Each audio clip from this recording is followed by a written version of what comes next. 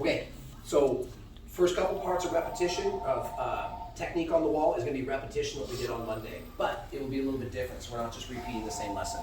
We will be working through the same chokes, but what I want to try to kind of present to you guys is once I get the cross collar foregrip, that grip is going to remain. What my other hand is doing can go on like 3 different missions. So let's see if we can put 3 of the techniques that we practiced on Monday, and let's see if we can kind of sew them together to make a chain grappling for my finish for my submissions. All right, so without further ado, I'm behind him. Same thing I just mentioned in our post warm-up drill. I will also, let's rotate a tiny bit. I will also mention this, just to make sure that we're all on the same page. Seatbelt, I'm protecting the top hands, my choking arm. The first 2 that we just did is post warm-up drill, rear naked in the short choke. It involved me uncommitting my underhook, right? I came here, and then I have to pull this out and either have full choke or the short choke. The 3 that we're going to be focusing on now for technique part 1, I don't need to withdraw my bottom hand. That's one of the beauties of this, which is a twofold. One, it's going to be easier to transition into things like my neckties, but also, let's say my necktie goes bad, I can come back to my seatbelt and I can kind of control for a little bit. I could try to feed the necktie again. I don't get it, I can still come back to a control position. When I uncommit and I come over here, if I don't get this or I don't get this, there's a chance that he's going to drop his head to the mat, start to corkscrew, and now he's gone. So that underhook not only gives me different submission attempts, but it also lets me, if they go bad, if the well goes dry, I can come back to kind of carry him around and do my position retention. So that being said, first one that we're going to do is actually a progression. So just like we did during warm-ups where I transitioned, I came in here, I got a soft tap, he tapped me when he got close, and then without resetting, I ran immediately to my second choke, and I got another soft tap. We're gonna do, renegade fly.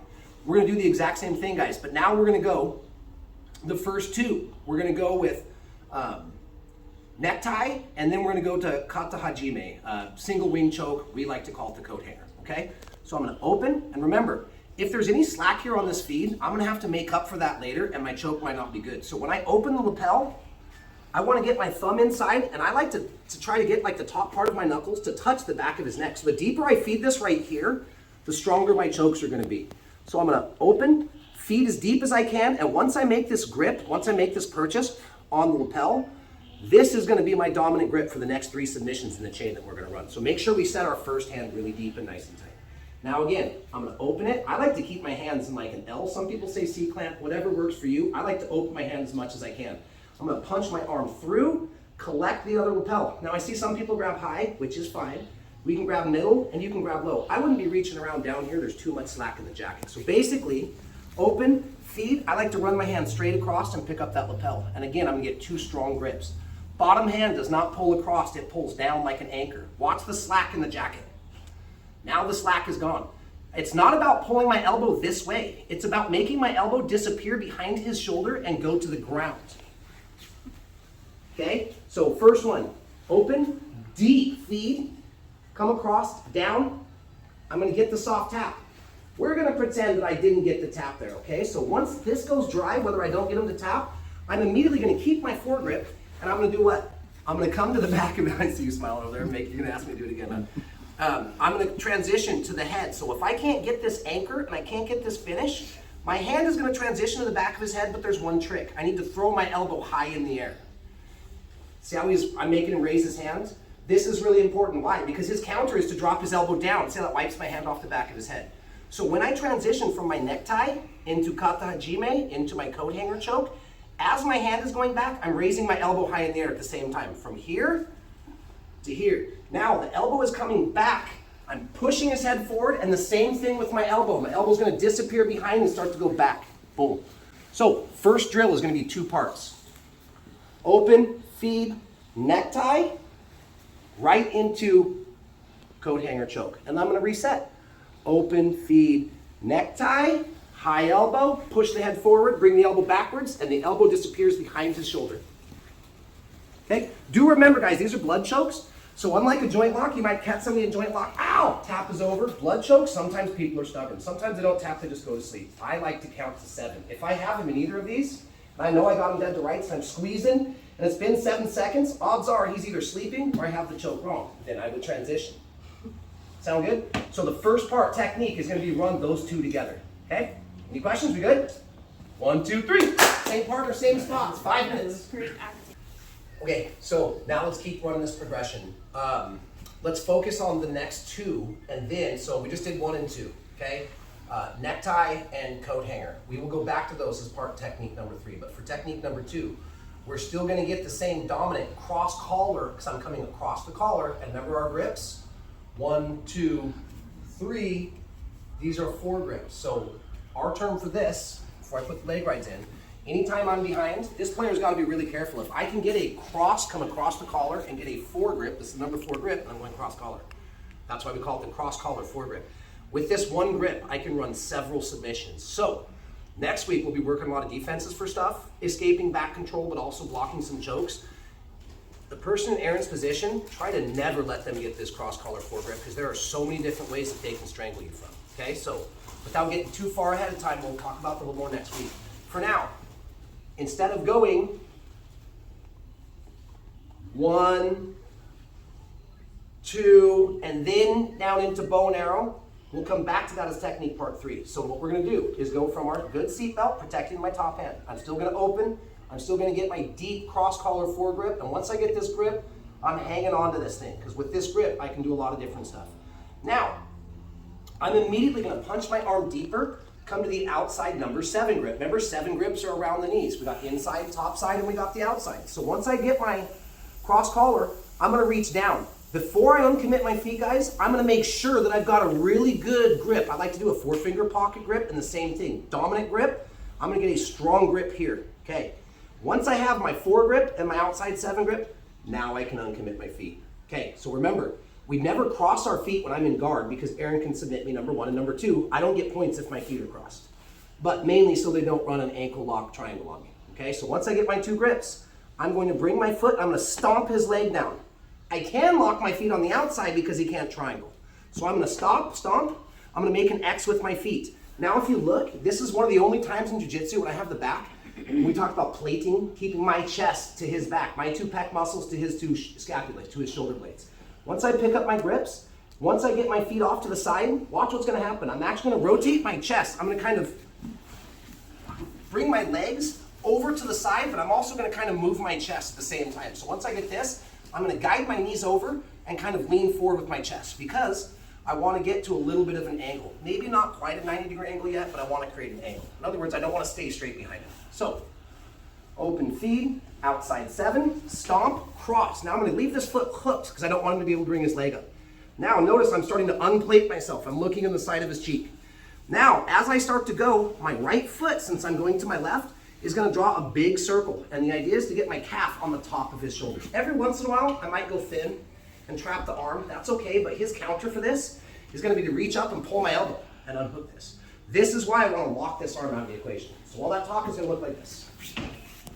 Cross collar 4 grip, outside 7, stomp, cross, and I'm already off to a 90-degree angle. Now I'm gonna keep my elbow low and tight. I'm gonna swing my calf up on top of his shoulder. Okay, if I can, we just call it Jesus feet, like I'm praying with my feet. Some people will cross if they have longer legs. None of it is taboo. I don't even have to do that, as long as I can lock his arm out. Now, that counter I just showed you, I wanna keep my elbow tight. I am pulling his knee, dropping my elbow to the mat, and kicking my leg. He is the bow, my body is the arrow, hence the term bow and arrow.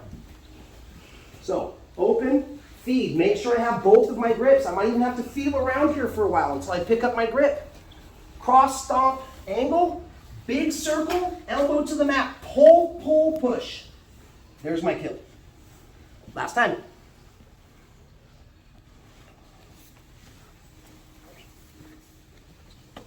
Get the tap.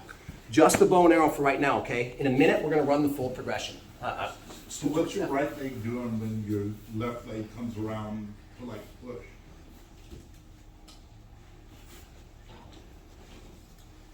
Here, now, it's gonna make a circle on top of his shoulder. See how the back of my calf is on top of his shoulder? And I'm gonna engage my hamstring to keep him there. Why? Because I don't want this hand to be able to make it to the back of my back of my ankle, or back of my elbow. So just the bow and arrow right now. In a minute, we're gonna put them all together. In a minute, it will look like this.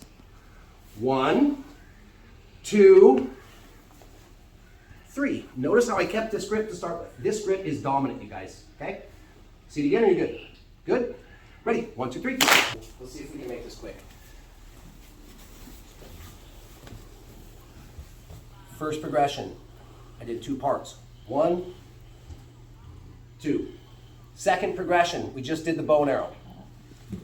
Stomp, cross, 90 degrees, shoulder in front. Yes, I'm pulling, and this leg has got a kick, like my leg is the arrow and his body is the bow. Every once in a while, maybe he started to counter, or maybe in process, give me the call. Maybe in process, my own arm slid up because I just didn't have it in the right spot. We're going to transition from bow and arrow to Jujigatame, armbar. Okay, so if I cannot hit and finish, stomp, cross, lean, if I come over here, here's the transition. I'm going to let go of this grip first. I've got to secure an arm for an armbar, yeah? When I secure, the very first thing I'm going to do is I'm going to keep the collar. I'm going to scoop inside the arm, okay? And if I can, I'm going to keep this tight to my body. I can even grab my collar if I want. Now there's 2 ways to do this. I can either loop my arm over and push away, or sometimes I lose this grip completely. I just come to the front of the head, push it away. Now I circle my leg the last little bit. Over and I'm into my armbar. Make sense? Let's show it a couple times. I'm going to go bow and arrow. If it goes bad, if they counter, or if I simply lose my grip, I will transition to the armbar. Now, real quick note. If I could, I want to keep this grip. Why? Because I could set him back up. If my bow and arrow goes bad, I can set him back up and transition back through this loop over and over again, as long as I keep this grip. Sometimes it's going to happen, he might strip my grip off. So in this case, let's finish with the armbar. So we're going to hit bow and arrow, get an extra rep. I'm going to get a soft tap. I'm going to let go of the leg first and hook inside elbow to inside elbow and try to use your hand to tie it into your body. Now you got 2 choices. I can circle over, push, leg. Now I can let go of the collar and collapse on the armbar. Make sense? Let's see it one more time. Bow and arrow to Jujigatame, armbar. Nope. Hook, circle, push, leg, finish. Okay? This is one of my favorite transitions. I've got a couple things that you put people in loop and you can just murder people. This is one of them. Once we get that cross-collar foregrip, we've got play after play after play, attempt after attempt to finish. Let's try it. Ready? 1, 2, 3. Okay, last part. Nothing new. We're just now going to put it all together. Dominant grip for the cross-collar foregrip. I'm going to start from the good seat belt. I'm going to open, feed, and we're just going to go through our progression and get a soft tap every time. I'm going to get a soft tap. I'm going to transition. I'm going to get a soft tap. I'm going to transition. Get a soft tap. I'm going to hook, post, armbar, get a soft tap. So we're running through all 4. Okay? One more time. I won't do it fast. We'll do a medium speed. 1, 2, 3, 4. Okay? Here's what I want. You run this progression 4 times. 4 subs per time. Okay, so a total of 16 subs. Your partner does it 4 times. After that, let's grab water. Let's roll. Sound good? 1, 2, 3.